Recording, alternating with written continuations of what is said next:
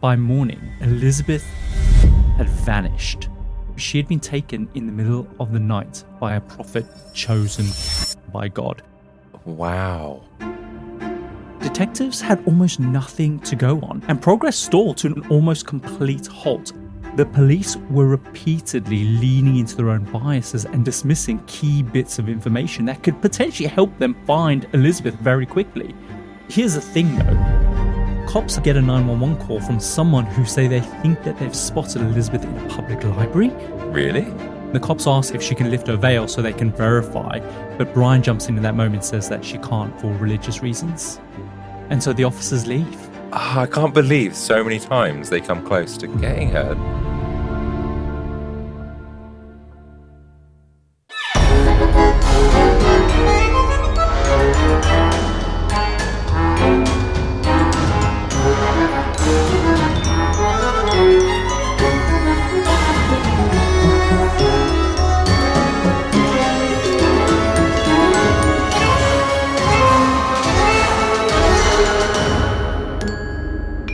Welcome to The Compendium, an assembly of fascinating things, a weekly variety podcast that gives you just enough information to stand your ground at any social gathering. Every week we explore a story from the darker corners of true crime, the hidden gems of history, and the jaw-dropping deeds of extraordinary people. I'm Kyle Risi, your ringmaster for this week's episode. And I'm Adam Cox, the beard oil maker for the bearded lady. Gross. Do I dare ask what the beard oil is made from? Olive oil? Some lard. I make sure her beard is on point. Yeah, what are your KPIs on that? A big, shiny beard. As long as it's big and shiny, that's all that matters. Pretty much. I get it. No, it's fine. Guys, if you've already binged everything on the public feed and you still want more, then sign up to our Patreon. It is free, and you get access to next week's episode a whole 7 days before anybody else. And if you've already done that and you still want more, then consider becoming a certified freak or a big top tier member, where for as little as $5 a month, you can unlock a bunch of exclusive perks like all of our early access episodes, our entire full back catalogue of vintage compendium episodes, and episodes of all the latest things. But Adam, as you say, the pièce de résistance, and the real reason to sign up as a certified freak or a big top tier member is you get our very exclusive compendium keychain. As we always say, it's beautiful, it's high quality, it's wonderfully tacky, and it's the single most effective way for us to always be dangling near your crotch. And as always, follow the show wherever you listen to your podcasts and leave us a cheeky review. This really helps others discover the show. Adam, that's enough of the housekeeping, because today, on the compendium, we are diving into an assembly of strangers at the door and the long shadow that they leave behind. Okay, that sounds mysterious. It's quite cryptic this week, isn't it? I think most weeks are cryptic. Most of them I don't get. And even by the end, I'm still not sure about that. God. Adam, June 2002, 14-year-old Elizabeth Smart went to sleep in the bedroom she shares with her 9-year-old sister. But by morning, Elizabeth had vanished. Adam, she had been taken in the middle of the night by a complete stranger. Oh, so this is a bit like a Madeleine McCann kind of situation? Similar, yes.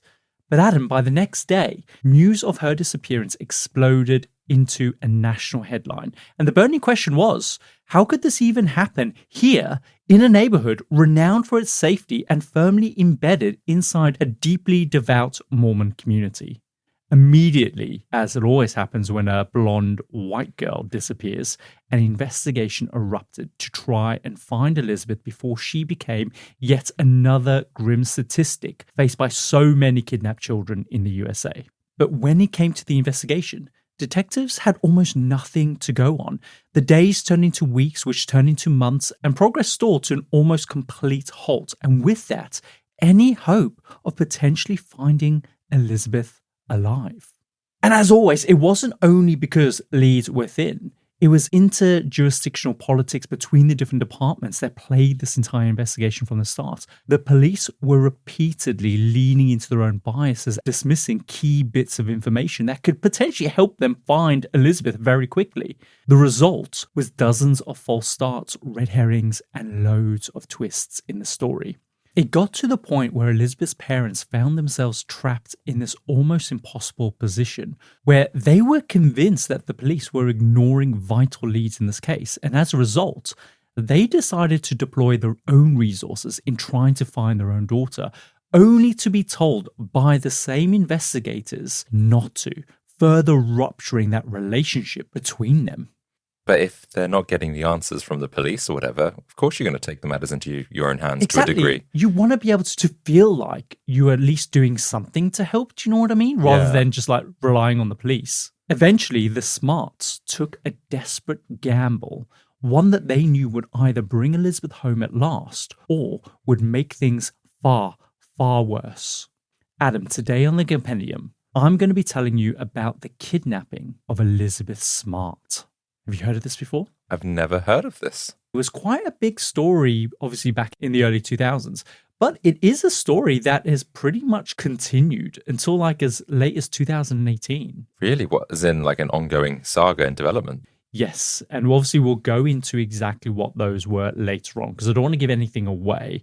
But today, we are going to retrace the night that Elizabeth disappeared from her bedroom she shared with her 9-year-old sister. We'll dig into why the investigation stalled in the most catastrophic way, but we'll also get to the moment everything in this case shifted, the gamble that Elizabeth's parents took that was sparked, Adam, by a single, tiny but crucial memory from Elizabeth's sister months after she was first taken. Wow. So it's a wild one today. Okay, interested. I'm buckled in. I'm ready. So the Smart family, they lived in one of Salt Lake City's most prominent neighborhoods, Federal Heights, they called it. Just think big houses, perfectly manicured lawns. It's the kind of place that feels isolated and safe. It's a community where people didn't lock their doors really because it just doesn't really occur to them that they needed to. And the reason was this was a deeply devout Mormon community. Do you know much about Mormonism? Just the musical. Okay. Which I'm not sure is the best thing to go off. Absolutely not. Just a bit of creative license, I'm sure. So the Smarts as a family, they were big, Adam. They consisted of obviously 2 parents, Ed and Lois Smart, and their 6 kids. Ed worked as a real estate and mortgage broker, and alongside this, the Smarts had been spending the last 6 or 7 years renovating their massively beautiful home in Federal Heights to like the highest standards, and the intention was to sell it at the end of it. The matriarch of the household, however, was Lois Smart, who ran the home through the chaos of the construction and the day-to-day lives of raising their 6 kids. And just like the community they belonged to, the Smarts were devout Mormons as well. They were well-respected cogs within the community, and their lives revolved around a very clear set of values from family, morality, and strict rules surrounding things like sex and alcohol, even caffeine. They abstained from actually drinking. Can they drink decaf so they can still enjoy coffee, but... I think, you know what, there might be a little bit of caffeine in decaf. So they still wouldn't be able to have that? I don't know, I'm not a Mormon. Okay. And here's the thing. How you adhere to these values wasn't just an expectation. It was something that directly reflected on you personally. Mm-hmm. Now, the Smart children included Elizabeth. She was the second oldest in the family. She was, by all accounts, shy. She was quiet, very well-mannered. She was also incredibly gifted as a harp player. Good enough, actually, to land an opportunity to perform during the 2002 Paralympic Games. Oh, wow. What a gig, huh? Amongst Elizabeth's other siblings included her 9-year-old sister, Mary Catherine, and her 4 brothers. 3-year-old William, 7-year-old Edward Jr., 12-year-old Andrew, and 16-year-old Charles. That sounds like the royal family. Charles, Edward, and Andrew. You are fucking kidding me. And Elizabeth. Oh, do you reckon that's why? I don't know. What was the other daughter? Mary Catherine. Oh, it's not Anne then. No. Oh, okay. But Mary almost sounds like Anne. No, it doesn't. No, it doesn't. Mary Ann always sound like that. What is wrong with me? Yeah, maybe they just didn't like Anne. Yeah, there's 2 episodes that we've done where there's been like an overlap between the royal family. Remember Charles and Diane Ingram from the Who Wants to Be a Millionaire scandal? Could have just been a weird coinkydink. I wonder if they know this. I want to write to them and say, by the way. I mean, go ahead. Okay, so our story starts on the evening of the 4th of June, 2002. It's just another Tuesday night. Except tonight, everything revolved around Elizabeth trying to persuade her parents to let her go on holiday with her friend's family. Okay. You've been in those situations, right? It's the bargaining, right? It's the begging. Ed and Lois aren't comfortable with the idea of letting her go, but Elizabeth, like I said, she is bargaining with him like she is literally haggling in a Moroccan souk, which, if you're British, we're not very good at it. I try and barter. We did, but we weren't very good at it. No, I get. What? What happened? I remember I couldn't look them in the eye or something. Yeah, that's it. You can't look because you don't want to I don't want to go low because they're obviously trying to make a living, right? And you're supposed to not say, oh, that's a good deal. You're supposed to go, oh, I've seen better elsewhere and all that sort of stuff. Yeah, start walking away. Yeah. And they go, no. But I think we did walk away a couple of times and they just let us go. Because they're like, I don't want your money. Yeah. So while Elizabeth is making her case, her older brother, Charles, he takes this as an opportunity to tease her a little bit, right? As older brothers do. He's saying, you're wasting your time. It's going to be a boring trip. She turns around, she shoots back. She goes, hey, what if that's the last words you ever say to me? Oh, foreshadowing. Yes. At this moment, Charles has no idea she's right. And this is actually something that goes on to haunt him for years. After dinner, Elizabeth says goodnight to her family. She heads upstairs to the bedroom that she shares with Mary Catherine, her 9-year-old sister. She reads to her for a while, and after this, they settle down to go to sleep. Sometime before 1 a.m., Elizabeth is woken up by the feeling of something cold on her neck and a man's dirty beard scraping across her face. Oh. As she opens her eyes, he whispers in her ear that he has a knife, and if she makes a sound, he'll not only kill her, but her entire family. Okay, so first thing, it's quite a descriptive turn of events. So this must have come from Elizabeth then. What are you trying to get at, Adam? You trying to insinuate that she survives this? Well, either or we find out what actually happened from Elizabeth being this descriptive. So that's the first thing. Mm-hmm. Clue, I guess you're giving away. And secondly, that would freak you out. Oh my God, yes. Anyone being woken up in their house by a stranger is scary. Yeah. But then the thought of a poor child. Yeah, that's right. Obviously, in this moment, Elizabeth's heart is racing. She's frozen in bed. She tries to turn to look at him properly, but when she does, she doesn't recognize the face at all. What she does recognize is the certainty in his voice. Her instinct in that moment is to scream. But she turns and she sees Mary Catherine asleep in the next bed. And in that split second, she thinks, if I scream, she could get hurt too, right? She does what the man says, and she thinks to herself that if she does that, maybe everything will be okay. She doesn't want to risk Mary Catherine being hurt. Mm-hmm. The man tells her to get out of bed. When she does, he begins pulling her down the hallway, past her brother's bedrooms, and into the kitchen. From there, Adam, they slip out through the back door. And Elizabeth, she's now been taken. So why her? And how did he get in the house without anyone else knowing? But here's the thing, though. That night, the house alarm was fully enabled. Exiting through that door in the kitchen should have set the alarm off. But because of the renovations, that particular door wasn't properly connected to the alarm system. So is it someone an inside job? Someone who's doing the maintenance or the someone install? Who knows. Yeah. Yeah, interesting. All the while, Elizabeth believed that Mary Catherine slept through this entire ordeal. Only thing was, Adam, she was awake the entire time. Wow. Out of fear, she made sure just to stay as still as possible. All she could do was tune her senses into what was happening in the darkness, and even though she couldn't hear him clearly, there was something about his voice that sounded very familiar. As the man was dragging Elizabeth down the hallway, Mary Catherine slipped out of bed and peeked around the doorframe. It was just for a second and she could only see him from behind, but from that, what she could tell is that he was roughly the same height as her older brother Charles. He, at the time, was wearing light-colored clothing, a light-colored hat, and was carrying a bag that looked like a backpack, but it could also be like a duffel bag that was being worn like a backpack. Right, okay. And light-colored clothing as well. That doesn't sound like a typical robber, burglar attire. Yeah, that's right. You'd planned it better, right? Mm. Was this an opportunistic thing? Was he just walking by and thought, ooh, I'm going to go kidnap the girl in there? He's wearing a Hawaiian shirt or something like that. Yeah, maybe. Obviously, Mary Catherine, she was tuned in enough to know that if she made even a peep in that moment while peeking around the door, then he might come back and take her as well. So instead, she just stays frozen in her bedroom for 3 hours. Wow. But that's a mistake. Maybe she's very young at that point and also scared. Yeah. But that's the point when you go wake up your parents and there's a chance that you could, I don't know, tell the police, go catch them. Exactly. Eventually, she finds the courage to run down the hallway to her parents' room. And of course, she tells them what happens.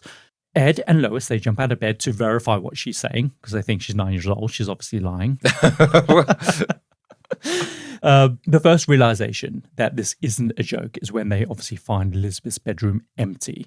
Lois then runs into the kitchen, and there she sees the kitchen window open. Someone has cut a hole through the mesh screening with a knife, Adam. So it was all true. Elizabeth was gone. And so at 4:01 a.m., Ed dials 911, and immediately officers are dispatched to the address. Meanwhile, Lois starts making frantic phone calls to family, friends, and obviously people from their church. Does she think that someone from the church has snuck in and burgled? No, she's not calling around going, did you steal Elizabeth? Did you take my daughter? This is her support group. Sure. I just wondering. Yeah, okay, fine. Within minutes, the house is overrun with people who just were not there in the house when Elizabeth was taken. And of course, remember, we've seen this with the John Benet Ramsey case, where the house that should have been an active crime scene is just suddenly full with people that are there just fucking the entire crime scene up. Surely the police say don't move, whatever. It's a crime scene, right? Well, the police aren't there at this moment in time, right? By the time they get there, there's already people in the house, and they're like literally contaminating things, picking things up, all sorts. It's not until 6:54 a.m. that police finally get their act together and they clear everyone out of the house. To show you how badly the scene was contaminated, photos that were taken later that morning by the state investigators did not match the photos that were taken by the local team after they first arrived. Because things have been moved so much. So basically, how are you ever going to rely on that evidence? Exactly. So it's unlikely the kidnapper touched much, but with all these people in the house, any footprints that might have been left are now definitely gone, right? This is the first example of how this investigation had just gotten so much harder at this moment in time so early on. Again, this is the 2000s. People should know not to touch anything. Yeah. The cops do manage, however, to pull a partial palm print from the window frame. They also do manage to get a few fingerprints from the back of the door handle that they exited through, but also from Elizabeth's bedpost itself. But of course, when they run them through the database, Adam, there are no matches at all. So next, the police, they start basically canvassing the neighborhood. They bring in canine units to try and see if they can pick up on Elizabeth's scent.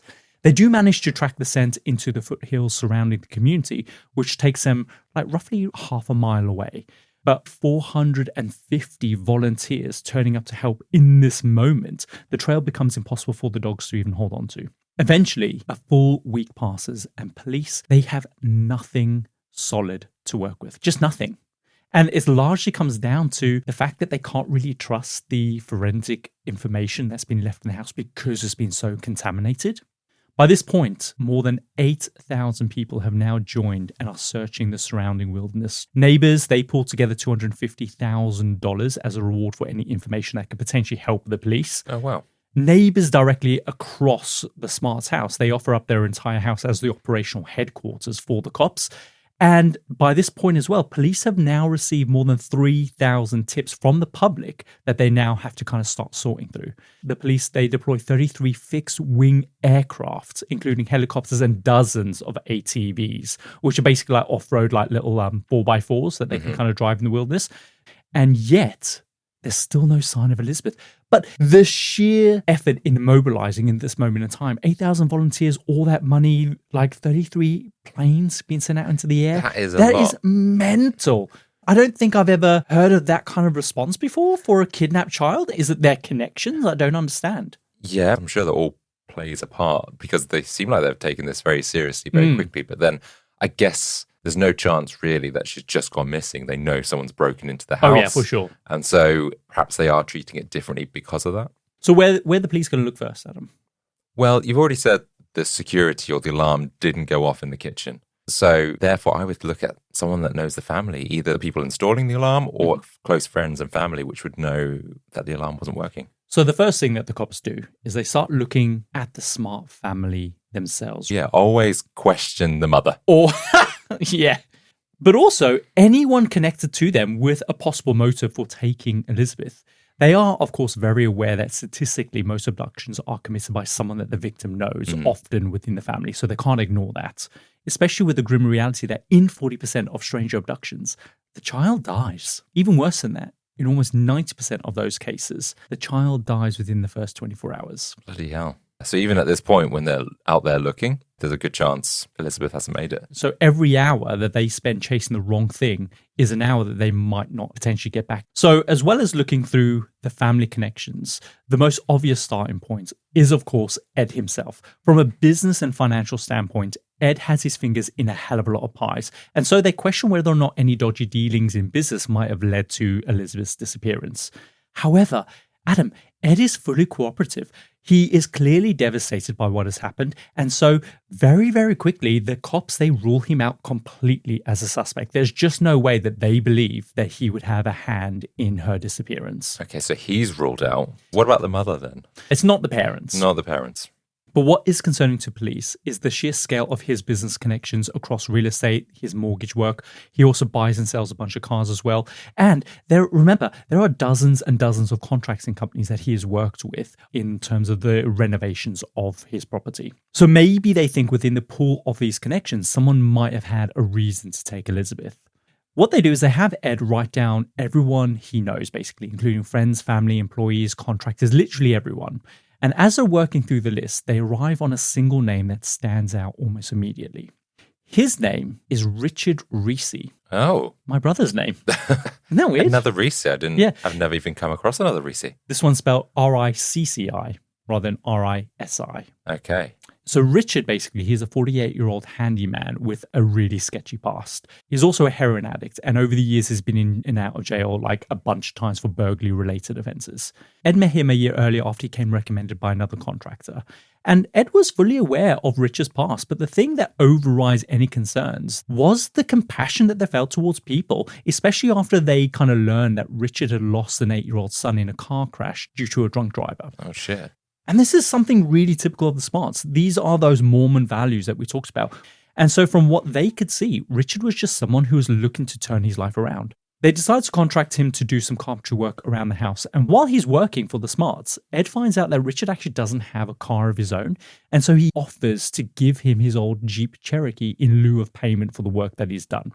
The working arrangement is all going really well until June 2001. Lois realizes that her favorite pearl bracelet has gone missing from her jewelry box in her bedroom. They do file a report with the police, but after this, the Smarts end up narrowing the theft down to one of 3 contractors who were in the house at the time that they believe the bracelet went missing, and that included Richard Risi himself. They all obviously deny stealing the bracelet, but Richard goes as far as saying that when the police came to speak to him, he volunteered to take a polygraph test, which he claims he aced. Okay. This was a lie because, of course, police don't go around offering polygraph tests to anyone willing to take one. This is just a theft of a piece of jewelry. Yeah, so why did he make that up? I think he's just trying to kind of say I definitely didn't do this. Mm-hmm. He's lucky because Ed doesn't actually verify this, but in the end, Ed cuts ties with all 3 contractors and just gets them out of their lives. Yeah. Takes it on the chin almost. But why? It's almost like you're lying about the fact that you're telling the truth. That doesn't compute for me in my brain. But the police seen Richard's name on Ed's list and his sketchy past. Police decide to look into his whereabouts the night that Elizabeth was taken. Initially, his alibi checks out. His wife confirms that that night they were entertaining some missionaries from the church and afterwards they stayed up late to watch television. But police pick up on one detail. Around midnight, Angela, that's Richard's wife, she takes a sleeping pill, which makes the cops wonder if Richard could have slipped out of the house and kidnapped Elizabeth. Okay, but what's his motive? But I guess, let's continue that thread. So they decide to retrace the route from Richard's house to the Smarts, and it turns out that it is completely plausible that he could have slipped out of the house, driven all the way to the Smarts, taken Elizabeth, and been back home in just over 1 hour. Okay.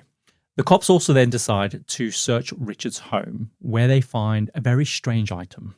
It's a wine goblet filled with sand. Now, it seems innocent, except the goblet and the sand belong to the Smart family. So, did he steal that? He did. But also, why? The sand had been collected from a family trip that the Smarts went on somewhere. So, it wasn't valuable in any way. It made the police question whether or not Richard stole it because it carried some personal meaning to him that connected directly to Elizabeth. Yeah. They also search his father-in-law's property. There they find a light-coloured golf cap similar in colour to the one that Mary Catherine had seen the kidnapper wearing. They also find a machete that the police think could have been used to cut through the window screen. I thought this was going to be like a red herring suspect, and now it seems like more and more it could be him. So for the cops, everything seems to be falling into place. Richard worked for the Smarts, he knew the layout of the house, and he potentially had beef with Ed and Lois due to being accused of stealing this pearl bracelet. Mm-hmm. But also remember, he likely knew the back door wasn't connected to the alarm system. Exactly. I said it'd be someone that knew. So the police, they question Richard for 22 hours straight, Adam. Eventually, he does admit to stealing Lois's pearl bracelet, but he insists he did not kidnap Elizabeth. But he pretended to take a lie detector test. Yep. So he did take the bracelet, but didn't take the goblet and the sand. He did take the goblet and the sand. Oh, but not the bracelet. He did take the bracelet. He took the goblet of sand. He did not take Elizabeth, is what he's saying. Wow. I feel like I don't trust this guy now. So police, they do not buy this. And that's because they're sitting on a detail that convinces them that he did. In their background check, they discovered that Richard had dropped his Jeep off for repairs sometime in late May 2002. Before the repairs were finished, Richard came back on the 30th of May to pick it up, telling the garage that he needed it, but he would bring it back in a few days. And they're like, whoa, the Jeep's not ready yet. Can't you just wait a few days? He's like, nope, I need the Jeep now. For some kidnapping. Which he does. He brings the Jeep back on the 8th of June. So this is 3 days after Elizabeth's kidnapping. Mm-hmm. At the time, the mechanic notices Richard is acting a little bit strange. But more than that, the Jeep is now covered in mud, like it's been kind of driven off-road. On top of that, the garage notices it's clocked an extra 1,000 miles. And the guy at the garage also sees Richard remove a machete from the boot. So, of course, this convinces the cops that he did it. Richard, he denies everything. He even offers to take a polygraph test. Oh, really, Richard? So he takes a test. Adam, he passes. Flying colours. They also do a forensic sweep of the Jeep and nothing turns up. They bring in canine units to kind of sniff around. There's nothing on that vehicle. The point is, the police, they can't let this go. They are convinced that he must know something. And it's partly because Richard is our only lead. Sure. And so him obviously lying or maybe taking the Jeep that looked a bit suspicious or whatever and then driving it for 1,000 miles, is he actually covering up something else? But that's why he's being... Oh, yeah, possibly. Who knows? Like, he's got a sketchy past. But then, Adam, something happens to pull into question Richard's guilt altogether. Because at around 3 a.m. on the 24th of July... while Olivia Wright is asleep in her bed, she is jolted awake by something crashing to the floor in her bedroom. When she looks, she sees a man cutting through the window screen from outside. Oh, so it's the same guy then? It's the same pattern, cutting through a window screen. Mm-hmm. He's striking again. So that kind of proves that maybe it wasn't Richard. They've got the wrong guy. Yes, and this guy is going after another young girl, essentially. So he's got a pattern. So instinctively, Olivia, she screams and the man bolts. When the cops arrive, they find a chair propped outside of a window in the same way that a chair was used at the Smarts house. Immediately, though, Adam, and amazingly, the cops write this off as a prank. Really? Yeah. The most they do is interview some of Olivia's immediate family, but they're just not taking this seriously. They do not believe that this is connected in any way. And I'm sorry, I don't understand that, because I could maybe see this being a prank if someone had just simply tapped on the window and run away. Remember, this is a big story at the moment. It's all in the papers, so I get it. Maybe some kids have done that. But to be cutting your way through the window mesh with a knife, to me, that doesn't feel like a prank. That's also vandalism. Yeah, and potentially burglary. Also, Adam, Olivia Wright is Elizabeth's cousin. Oh, that seems, like they're being targeted, right? Yeah, it doesn't feel like a prank at all. So this belief that this was a prank means that the cops, they just continue going after Richard full throttle. On the 27th of August, though, they decide to move forward with charges against Richard. He is sent off to a court hearing, and when he gets back to his cell, he starts complaining of dizziness and shortness of breath. A few minutes later, Richard collapses, and 2 days later, Adam, he dies from a brain aneurysm. Oh, bloody hell. Yeah, and just like that, their only lead in this case is completely gone. So that must mean to them, well, they can't solve the case. They have to start looking for other leads, right? The logical thing to do at this moment in time is go, okay, so we've lost Richard. We can't prove that he did this. Maybe we should look at this other attempted kidnapping case in a little more detail, not discount it as just a prank. The secret is out. With millions of younger-looking customers across the country, Plexiderm is one of the most highly sought-after products on the market. It visibly shrinks under-eye bags and smooths out crow's feet in minutes, and the effects last up to 10 hours. Influencers love it, magazines feature it, and people just can't get enough of it. As a matter of fact, Elle Magazine gave it an Editor's Choice Award as Best Instant Wrinkle Filler for 2025. In as little as 10 minutes, Plexiderm reduces the appearance of fine lines, wrinkles, and those dreaded under-eye bags. So yes, you can look years younger in minutes, and the effects last for hours. No surgery, no gimmicks, just results. The best news, you can try Plexiderm for only $14.95. Plus, get free shipping. Don't wait. Order Plexiderm today. Visit plexiderm.com/special. That's plexiderm.com/special. Paid for by Sheer Science. Did you know that parents rank teaching financial literacy as the toughest life skill? That's where Greenlight comes in, the debit card and money app made for families. With Greenlight, you can send money to kids quickly, set up chores, automate allowance, and track spending with real-time notifications. Kids learn how to earn, save, and spend responsibly, while parents have peace of mind knowing smart money habits are being built with guardrails in place. Try Greenlight risk-free today at greenlight.com/trygreenlight. That's greenlight.com/trygreenlight. RingCentral's AI receptionist uses voice AI to answer on the first ring, so you'll never miss a call again. In just a few minutes, you can personalize your own AI receptionist to answer questions, route calls, schedule appointments, and even send texts in multiple languages. Plus, it's easy to scale. Create unlimited AI receptionists across any phone system. It's all powered by one reliable platform for effortless AI communications. See for yourself at ringcentral.com. RingCentral, voice of your business. So by now, it's been 3 months since Elizabeth was taken. Ed and Lois's biggest fear in all of this, Adam, is that the press will start to move on to other stories eventually. So to keep the story alive, they start working with a PR company who ends up booking them on various kind of morning talk shows. And for a while, it works. They get more tips that keep flooding into the cops. Most of them are junk, which really ends up frustrating the cops because they end up like chasing their tails a lot of the time. So they're like, oh, the smart's been on television again. We've got like an influx of kind of leads. They don't lead anywhere. Fucking smarts. It must be kind of annoying because they have to do that. But at the same time, how much wasted time that causes because of all the false leads. But there only needs to be one that actually pans out. Exactly. For the smarts, even if a lead turns out to be bogus, at least the case is still being talked about, according to them. But after 2 months of this, there are no meaningful leads. Even the smarts, they start to face the possibility that maybe they'll never find Elizabeth alive. But then, Adam, on the 12th of October, 2002, almost out of the blue, Mary Catherine is in her room flipping through her copy of the Guinness Book of Records. Specifically, I think she's reading an entry about the world's strongest woman or something, when suddenly she remembers where she's heard the kidnapper's voice before. Oh. She runs to her parents screaming. She says, I know who took Elizabeth. I know who took her. And they're like, who? And she says, it was Emmanuel. Who's Emmanuel? So basically, just before Thanksgiving in November 2001, Lois and Elizabeth are near the Salt Lake Temple when Lois gives a homeless man $5. Okay. They're not the sort of people to kind of just hand out the cash and just walk off. So they hang back, they talk to him for a while. The man tells them that his name is Emmanuel. And Lois also notices how well-spoken he is. But also, he's a devout Mormon. So to her, he's part of her community.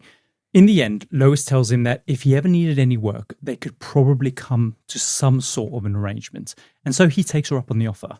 Ed says they need some help fixing a skylight and there's a bunch of gardening work that needs doing. So that day, Emmanuel spends roughly around 6 hours doing some handiwork around the house. And in the end, Ed ends up paying him $40. And that is it, Adam. That is the last time they ever see him ever again. So a very short space of time. Yeah, and this is the guy's voice that Mary Catherine says that she remembers. So does he have a very distinct voice or thick accent or something like that? And how did the Guinness Book of Records I know, I have make no her idea. go, oh my God, it's Emmanuel? Oh my God, it's him. I have no idea, but it's the first meaningful lead that they've come up with. And it's all because Mary Catherine has gone, I remember the voice now. But it's just crazy. It was only at the house for 6 hours. She probably only spoke to him for a few minutes, but yet she recognized that voice. Yeah, he must have something quite distinct for that to stand out, because normally that would never happen. And so like Emmanuel, he's such a minor blimp in their lives that his name never even appeared on the list that Ed gave the police when they asked for it. So when Mary Catherine says this is the voice that she heard, even the police struggle to believe it. They end up speaking to Mary Catherine and they approach it with a sort of air of skepticism. And at first, remember, she's super confident that is the voice that she heard.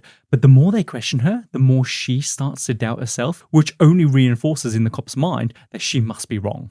I get that would have that effect on you, but almost like, well, if you've got no other leads, at least go speak to the guy. They do work with Ed and Lois to pull together a sketch of Emmanuel. They do like 6 versions of it, and each time Ed and Lois are like, nope, you're just not getting it. It's back and forth for ages, for like a month, until a different sketch artist takes over, and on the very first try, the smarts are like, that is him. So they've got the sketch. Ed and Lois, they want the sketch to be released immediately, since this is, of course, the first bit of progress that they've had in months. The police say no. They're concerned that if the man depicted in the sketch sees this, because he's a homeless guy, he might just end up running off. Yeah. Or change his appearance, all sorts. Exactly. Their plan is to keep searching for him quietly, but they also tell the smarts not to tell anyone that the sketch exists. But here's the thing, for both Ed and Lois, they really have to pick their battles, because without the police on side, they risk the police stalling even more. Around December, weeks have gone by. The police still haven't found Emmanuel. And the smarts are still working with their PR company to try and keep Elizabeth's name alive in the press. This whole time, they are just quietly sitting on the fact that they have this sketch of a potential suspect, essentially, and they just cannot use it. They cannot go on these shows and say, we have this sketch, have a look at it. Does anyone recognize us? They cannot do that. Throughout this whole ordeal, the smarts have also grown extremely close to a guy called John Walsh from the TV show America's Most Wanted, right? They really connect over Elizabeth's disappearance because John also suffered through a kidnapping of his own child. So more than anyone, he really understands both the pain and the frustration that the smarts are going through.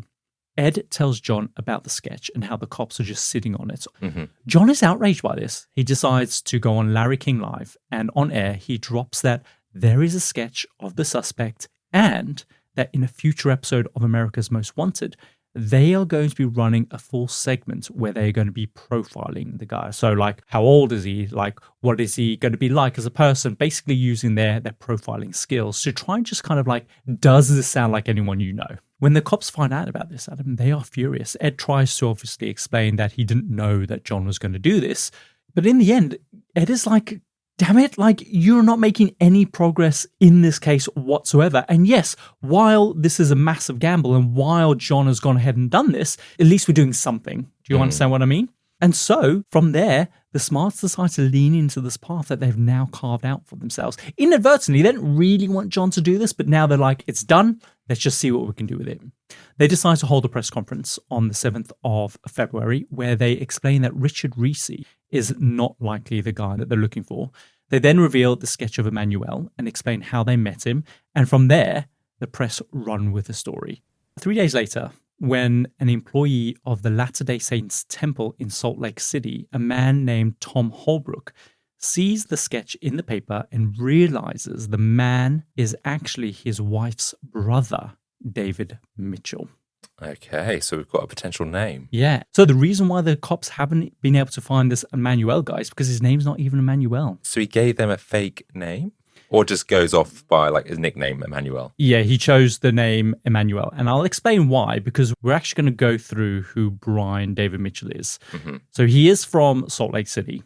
By most accounts, he comes from a fairly broken home. His father is this wannabe preacher with this tendency for violence, especially towards Brian and his siblings. Mm-hmm. Growing up, Brian is a bit of a loner, but also a massive attention seeker. In high school, he is sent to juvenile detention after he exposes himself to a 4-year-old kid. And how old is he when he did that? like high school. Yeah, I mean, I was about to say that's not okay, but it's not okay at any age. Basically, after juvie, this ends up leading him down a path of stealing and prolific drug use. He ends up dropping out of school at 16 after he ends up getting his girlfriend pregnant. His family essentially forced them to get married, which, as you can imagine, is not a great foundation to kind of start with in any relationship. And so by the time that they've had their second child, they are completely separated. And at this point, Brian is super unhappy with the custody arrangements. And in the end, he decides the only way to get around that is to abduct his kids and run away to New Hampshire. Okay. He starts basically experimenting in New Hampshire with LSD, which is when he claims that he gets a spiritual awakening and so decides to return to the epicenter of the church back in Salt Lake City. I don't know too much about Mormonism, but I'm pretty sure stealing or kidnapping children. They've got some strange customs, but definitely I don't think that is part of it. But this LSD is kind of leading the way to say, yeah, steal your kids. So it's back in Salt Lake City that he meets a woman with 3 kids, and almost immediately he ends up sexually assaulting them all. Oh, wow. Yeah, he's not a good guy. Of course, when she finds out, that ends the relationship and he ends up moving on. She moves on as well. Mm-hmm. Eventually, Brian meets another woman called Wanda Barzee. In a lot of ways, she's very much like him. She comes from a very unstable background. She leads a very chaotic life with significant amounts of mental health issues. But like Brian, she is intensely devout as a Mormon. As time goes on, Brian and Wanda, they end up drifting into kind of fringe Mormonism and libertarian thinking. They believe the apocalypse is very close by and that someone strong and mighty will emerge and rescue the Mormon church from the sin that it's kind of trapped in that moment. Mm-hmm. Brian becomes convinced that he is that person. Brian changes his name to Emmanuel, which means God is with us. He quits his job. He grows a Jesus beard. He starts wearing robes everywhere. Wanda is fully on board as well. She changes her name to Hephzibah. Basically, it's a name that's more fitting to a prophet's wife. And together they start traveling cross-country as wandering preachers. Brian spreads his own kind of personal take on the Mormon scripture. It completely takes over their entire lives. Their beliefs are so fringe and so extreme that they end up alienating themselves from their families who are all just regular Mormons, right? It doesn't help that Brian is claiming that he is an actual prophet as well. So that's going to also accelerate that kind of like, ugh, keep away. It gets serious enough that his mother takes out a restraining order against him just to keep him away. I mean, he's a pedophile, right?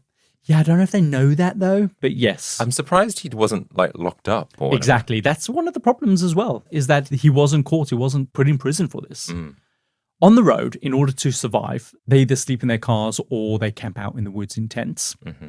It's around about this time that Emmanuel meets Lois and Elizabeth outside the Latter-day Saints Temple in Salt Lake City.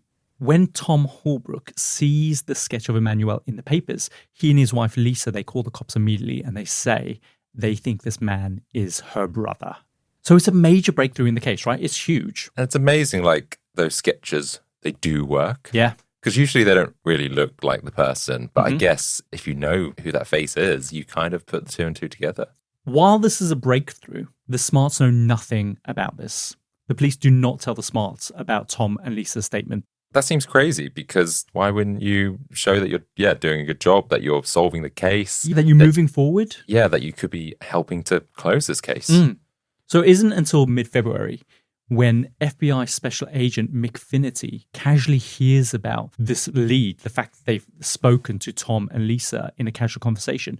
Mick decides to run Brian's name through every database that he can access, and there he finds not only the details about Brian's sketchy past, but also an actual mugshot that looks incredibly similar to the sketch in the papers. So when the police kind of saw the sketch and they kind of looked into Brian, they clearly saw that there was such a stark similarity, yet they still didn't take action. It's just wild to me, which makes him seriously question why the police are still just sitting on this information. He knows that if he flags this internally, there is no guarantee that this will end up moving anything forward, certainly not as fast as the case actually needs.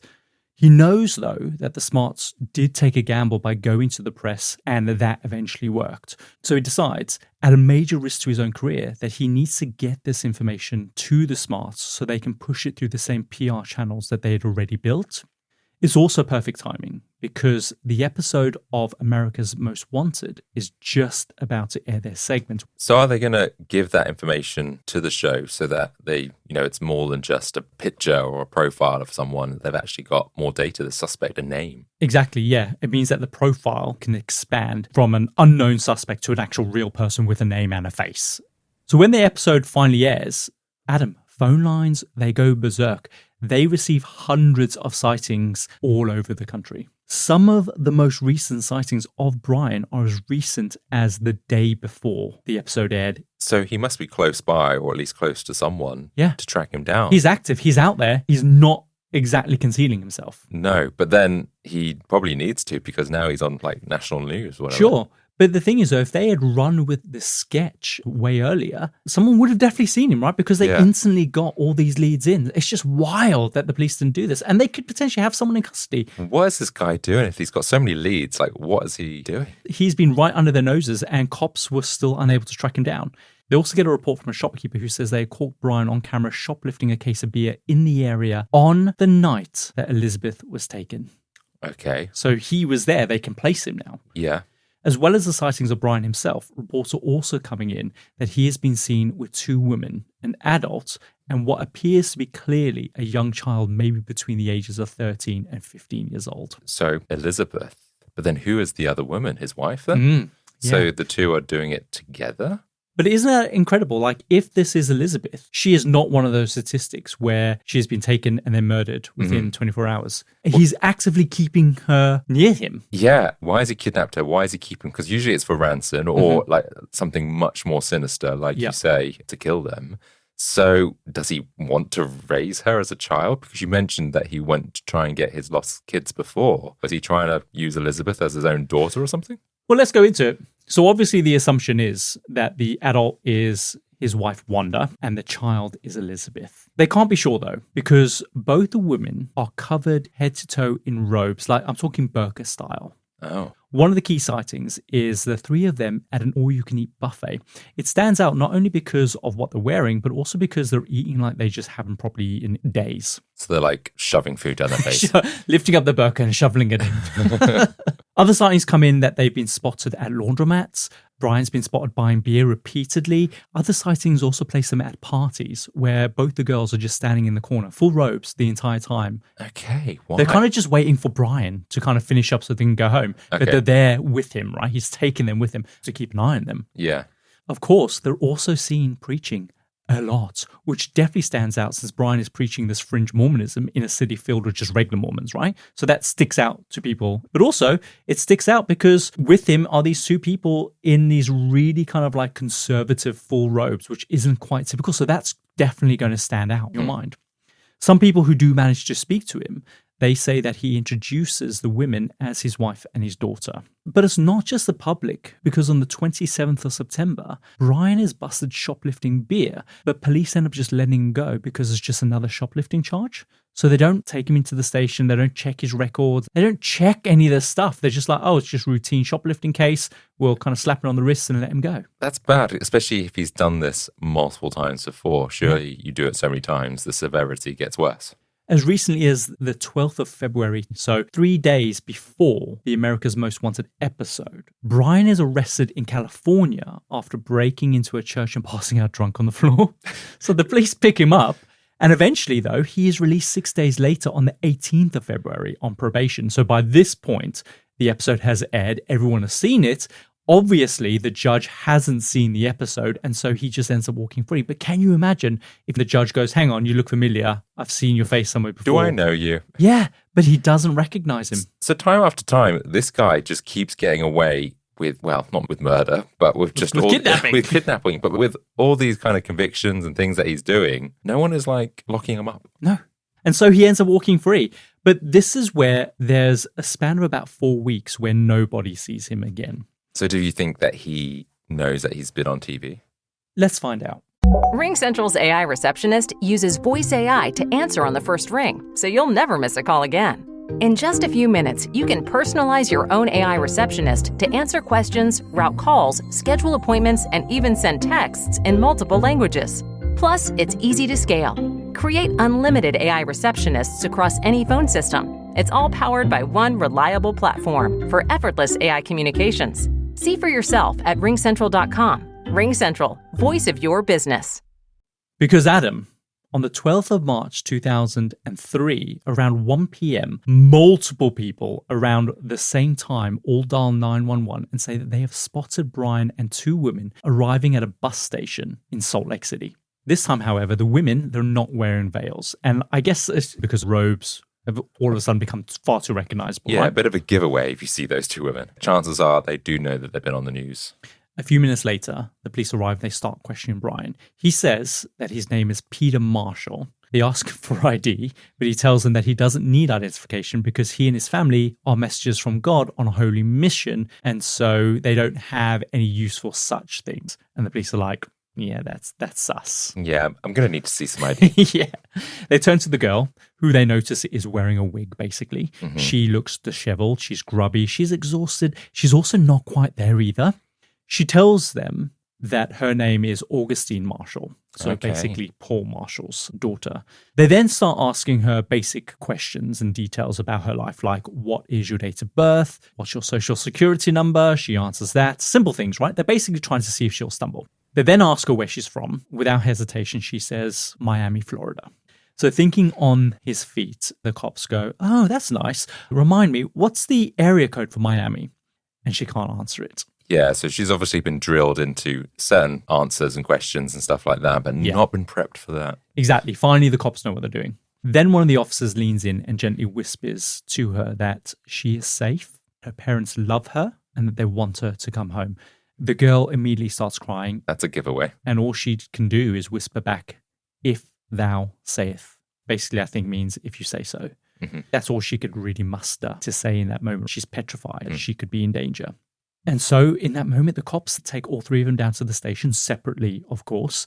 The police immediately call Ed and Lois. They put the girl in a room on her own. And eventually, when Ed gets to the station, he walks through the doors, takes one look at her, and they both just break down together. The girl was Elizabeth Smart. Wow. How unreal that they found her. 281 days. Wow. She has been missing for. And so she has been clearly convinced, or somehow, like, why has she been convinced to, like, go along with it? Yeah. And even at the point when the police are standing in front of her. Yeah, why is she not going help? But yeah, I guess she's been like brainwashed to the point where she's so scared to act out. Yeah, and that's one of the things that I really struggled to understand.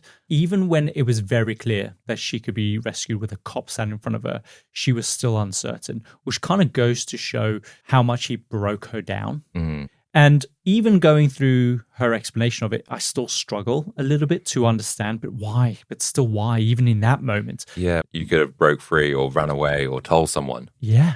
Here's an amazing thing. The cops move fast, right? They get her checked over by a medical examiner, and by 9 p.m. that night, Elizabeth is back home with her family, where she goes to bed in the same room that she was taken from all those months before next to her little sister. That is incredible. Same day, not like kept somewhere else or whatever.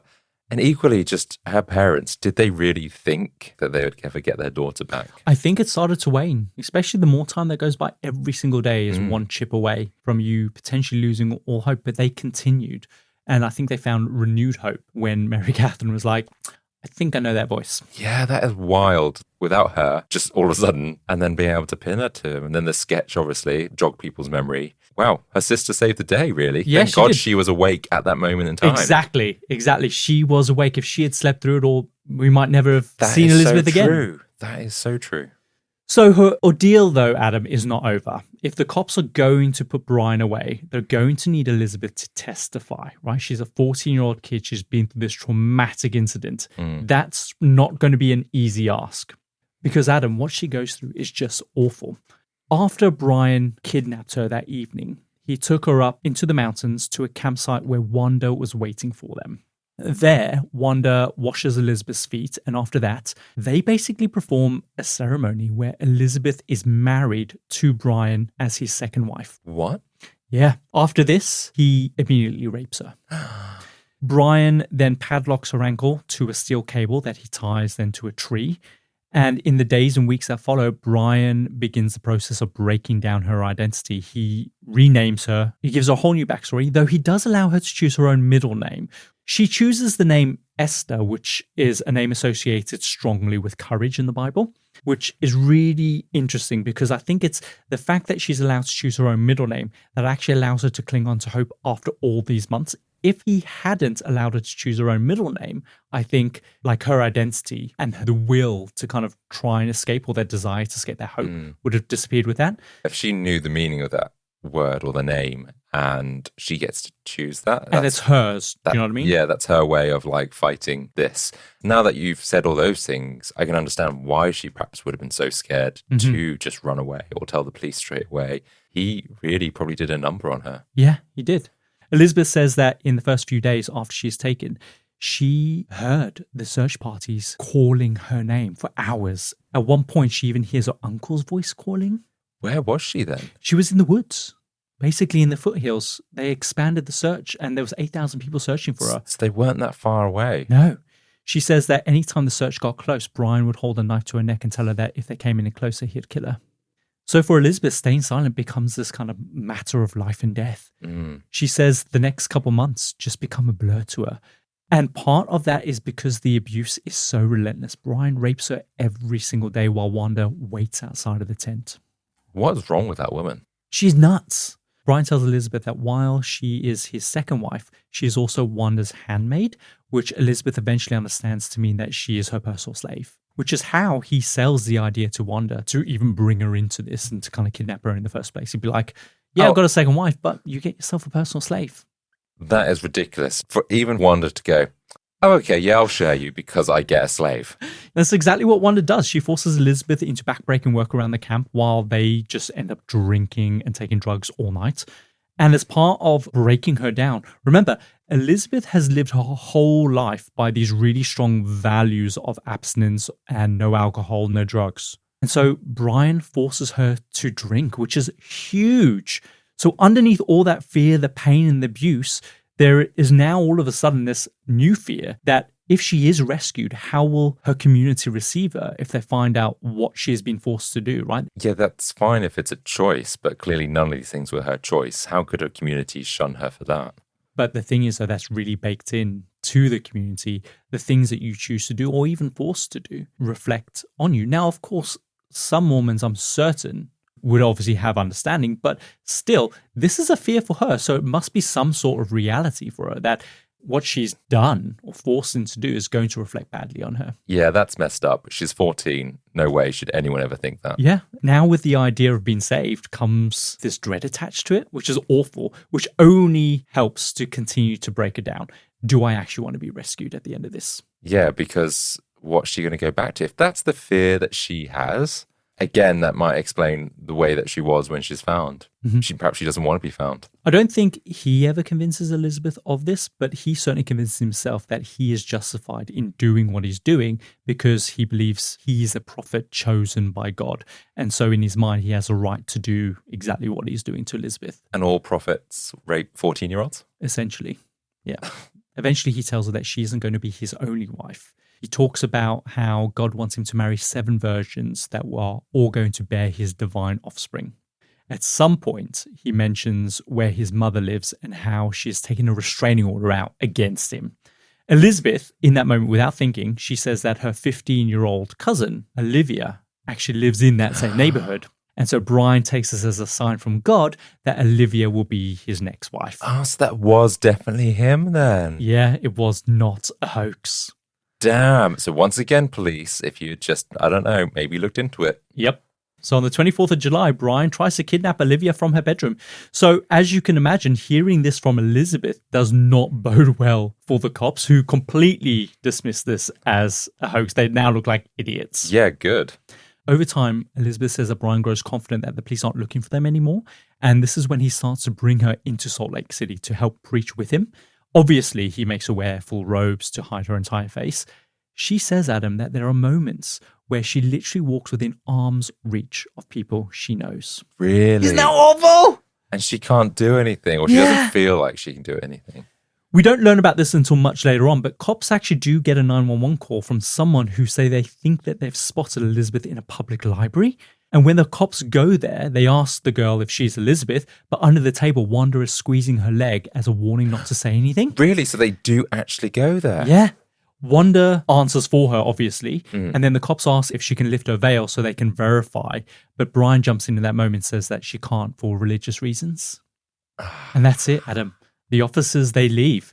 I'm sorry, like, I get respect for religions and stuff, but when you're looking for someone, I have to rule this out. Exactly. And that's the most maddening thing about this, because there are obviously things the police could have done in that moment. They could have sent a female officer to confirm her identity, right? Yeah. But they don't. I can't believe so many times they come close to getting her. Like, how she stayed hidden for 281 days. I know. It's weird. So after this close shave, this is when Brian decides that he's going to relocate them to California. And so they leave. Over the years since she was rescued, she's gotten a lot of criticism for not escaping when she had all these different opportunities. Some people do say that she was suffering from potentially Stockholm syndrome, or that she had maybe grown to love Brian and Wanda. But Elizabeth has always been clear that was not true. She says that every decision, including not running, was about survival. Like, the library was one of the very first times that she'd ever been out in public after being taken, right? The whole time she had just been at a campsite tethered to a damn tree. She was still trying to understand the rules of her situation, trying to work out what was possible without literally getting herself killed. Yeah, I think it's very easy for anyone to say that. You don't know how she was feeling. And at 14, you don't have that confidence. Or you maybe you do, but she didn't. And she was scared, right? She'd been through awful abuse up to that point. But the thing is, though, after that near miss, they relocate to California. This makes any escape way harder than it would have been had she been able to stay in Salt Lake City. Yeah. Because in Salt Lake City, she's seen people that she knows. But halfway across the country, she knows nobody. If she does escape, she's got no money. What's she going to do? She doesn't know anyone. Exactly. At least here, she could run to the police station or whoever, whatever it was. She could have gone to the temple that she goes to all the time. She knows where it is. So she says that if she was going to escape, she had to do it the right way at the right time, which I totally get. And part of that is learning everything she can about Brian and Wanda, which is just incredible. Because in California, Elizabeth says that Brian and Wanda, they start to constantly fight about her, especially about how much time Brian is spending with her. Oh, jealousy. Yes. Remember, it's not only Brian who threatens her safety. Wanda is equally volatile and violent as well. She could easily turn on Elizabeth at any moment. So Elizabeth proposes a schedule. So she's smart. That Brian will spend the mornings with Wanda and the afternoons with her. Obviously, this isn't what she wants, but it keeps the friction between Brian and Wanda down and therefore keeps her alive, essentially. Yeah, and also probably gives her a bit of space as well, maybe. She even describes moments where Brian tries to assault her in the morning, and she'll remind him that Wanda will be angry, and he's like, yeah, you're right. And he stops. Jeez. For a 14-year-old girl, that's horrifying, but it's also brutally brilliant. Like, she's incredibly clever in what she's doing. While they're in California, Brian is arrested for breaking into that church and passing out drunk on the floor. After this, he decides that obviously they need to move again. He starts talking about potentially relocating them to Philadelphia or Boston, which is even further away from Salt Lake City, where even fewer people are likely to recognize her. Again, Elizabeth is smart. She leans into what she knows about his ego, and she says that she has a feeling that they should return to Salt Lake City, which she frames as a possible sign from God.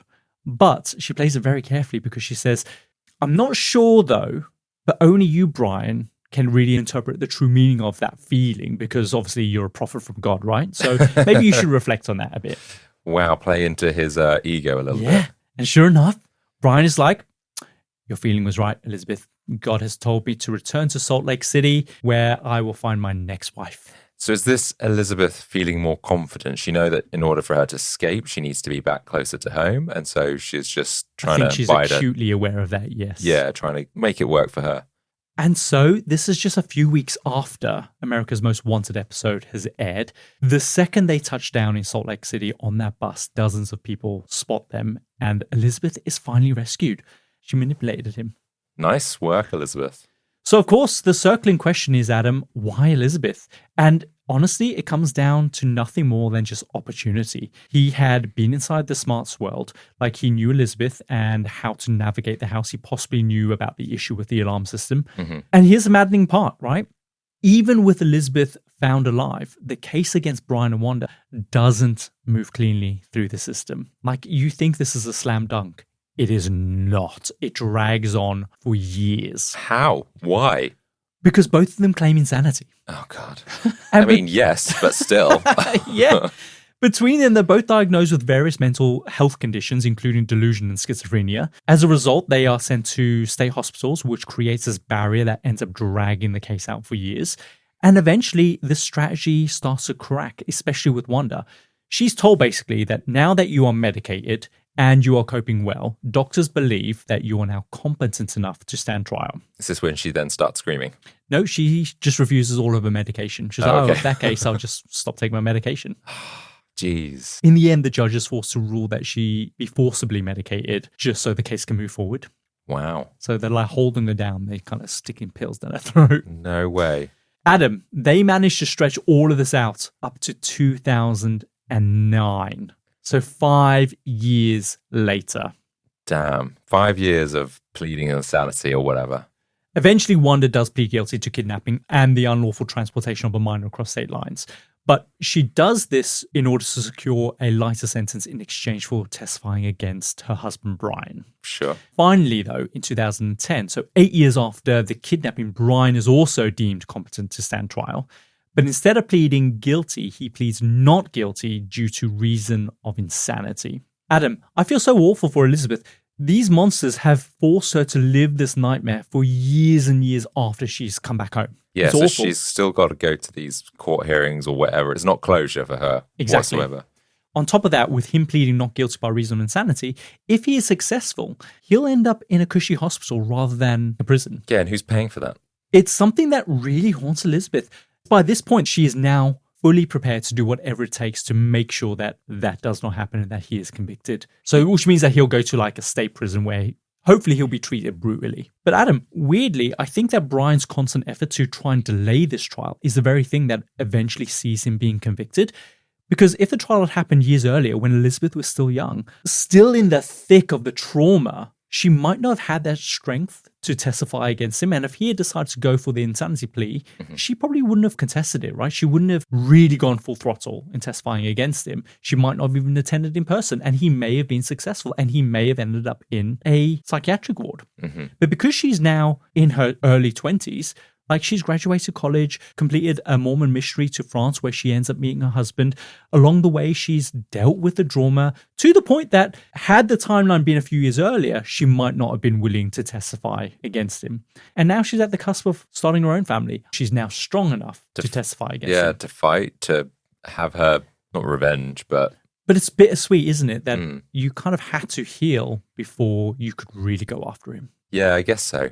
At trial, the defense's strategy is to lean hard into the insanity argument. But in court, Brian is constantly disruptive. He refuses to answer questions. He randomly will hum during sessions. He also will have these sudden outbursts, so many that the judge has to literally remove him multiple times. Is this to show that he's insane? I think so. I think it's part of their strategy. It looks unhinged, and so it might be working until Elizabeth decides to get up and testify. And Elizabeth does not shy away from the reality of what happened to her. And remember, this is huge for her. She ends up speaking really plainly. She talks about what he did. She talks about what he forced her to do. And hearing it from her hits differently than if it was just the prosecution reading out a testimony in court years before. Do you know what I mean? So it really impactful. And so it ends up working. And in December 2010, a jury rejects Brian's insanity defense. He is found guilty on all counts. He is sentenced to 2 life terms in prison without the possibility of parole. And Wanda, she was previously sentenced to 15 years in prison. She ends up serving only 7 years of her sentence. She's released in 2018, only to be rearrested again, Adam, almost immediately, because part of the conditions of her release is that she stays away from any parks or schools. And so she goes and rents an apartment 4 doors down from the school. I mean, kind of stupid. You just got freedom. Just, go by the rule book. I don't think she can function competently as an adult on her own. I think that might be part of the reason. But as recently as 2025, Adam, she's been rearrested again, this time because God had told her to go feed the ducks at a local park. And so that violated her. What did we say? Do not go to the park. And finally, after their convictions, Elizabeth's life doesn't just return back to normal. It becomes something completely different entirely. She starts the Elizabeth Smart Foundation, where she ends up traveling around speaking to different audiences. And the core message is never be afraid to speak out, never be afraid to live your life, and never let your past dictate your future. Which are all things really connected to what she's going through. Because for a long time, remember, she and her family, after she returned, they were petrified to lead any kind of normal life again after what had happened. Like they'd let all these people in due to their generosity and their charity, and someone ended up betraying them in the most awful way by literally kidnapping their child.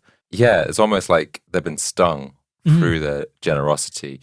But then I kind of think like all the good things they probably did do and the people they helped, and then there's just this one idiot that basically screws it up. And that's a real shame considering they seem like very good people. Yes. Seem like, you know, they live up to their name. Elizabeth was very smart when she was kidnapped. So that's a shame. Her message wasn't only about like surviving something horrific. It was about refusing to let it take over everything that came afterwards, which is kind of more of a reminder to her parents as well, basically. But her message also included practical advice for parents, which was to make sure that your children know that they are loved unconditionally, but most importantly, that they understand what unconditional actually means. Because she says that she was afraid to speak up about what had happened to her for that very reason. The thought of how her family and her community might view her afterwards made her question whether or not she even wanted to be rescued at all.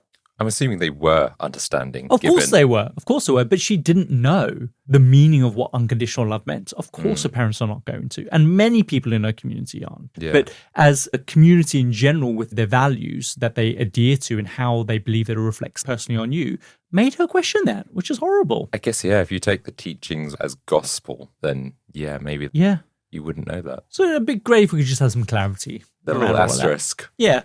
And so part of her work also involves challenging some of those beliefs that she grew up with, especially around purity, which is one reason sex education for minors has been such a contentious issue in that side of the country.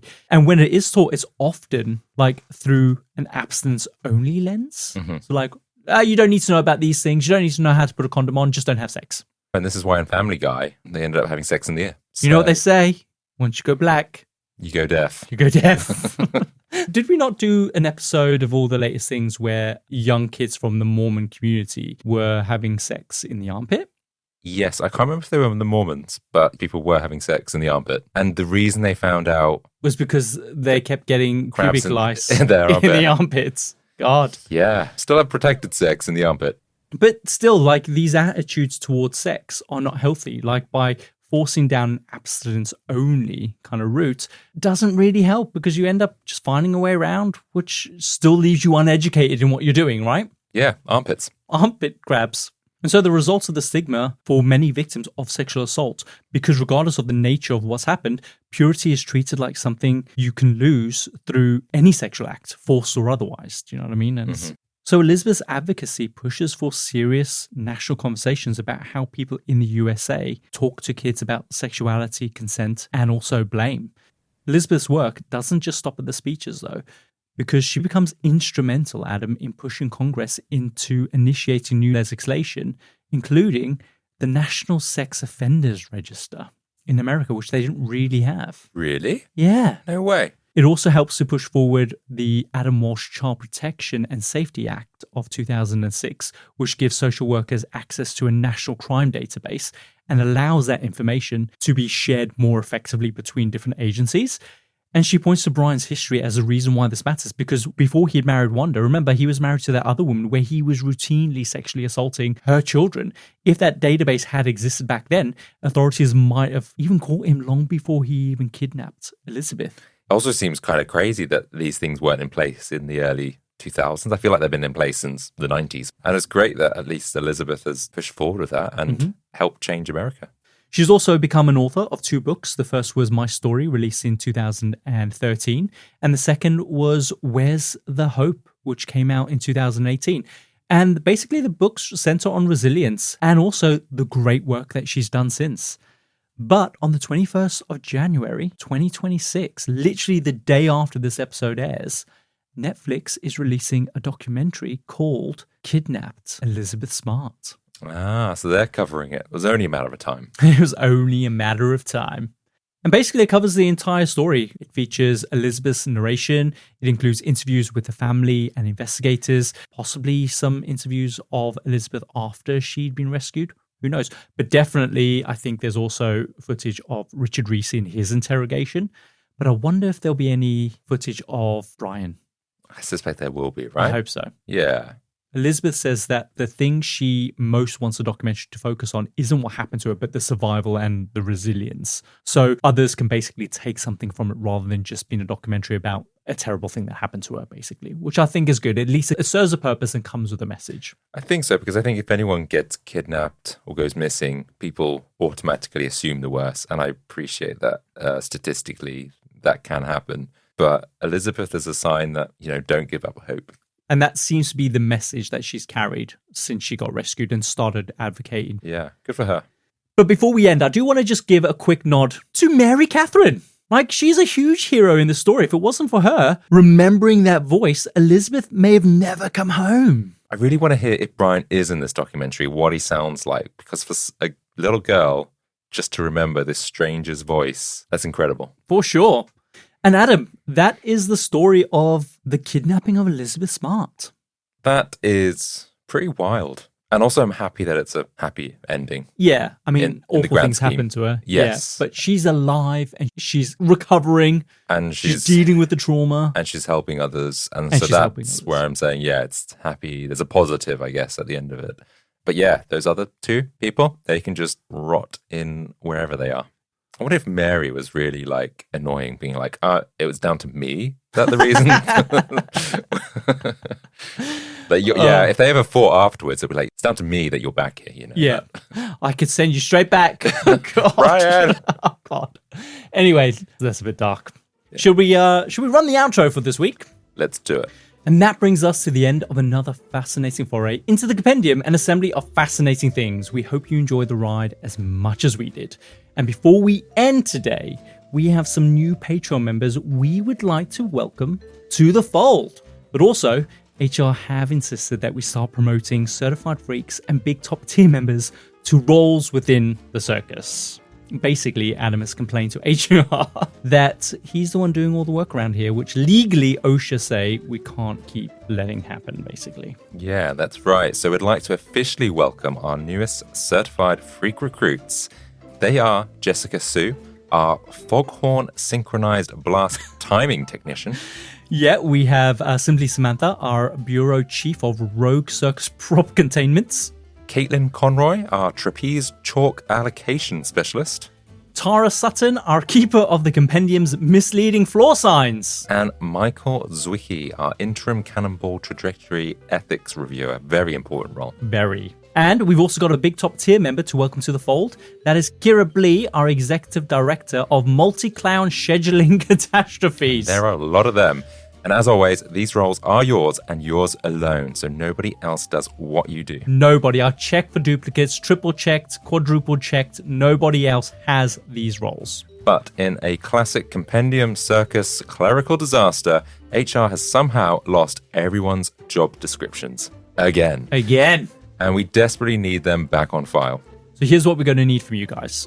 Click the HR job description link in the show notes and tell us what your role actually involves. We want to know what your duties are, who you report to, what are the most unhinged incidents that you've had to deal with on shift, and crucially, tell us, how are you performing against your KPIs? And over the coming weeks, we'll be handing out roles to all of our certified freaks and big tops. But if you're impatient and want your role right now, then just DM us on Patreon or Instagram and we'll assign you one immediately so you can get going on your job descriptions. Because nothing says legitimate organization like paperwork created under pressure. And yes, we'll read the best ones in a future episode. So guys, don't forget we drop new episodes every Tuesday. Until then, remember, the loudest prophet is often just the smallest man in a bigger costume. We'll see you next time. See ya.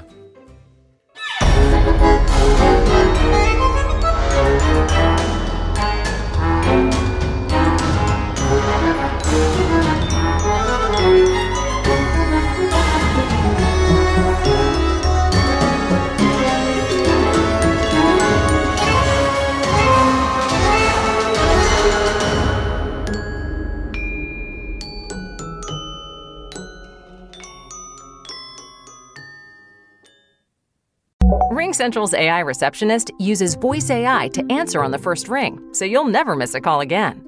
In just a few minutes, you can personalize your own AI receptionist to answer questions, route calls, schedule appointments, and even send texts in multiple languages.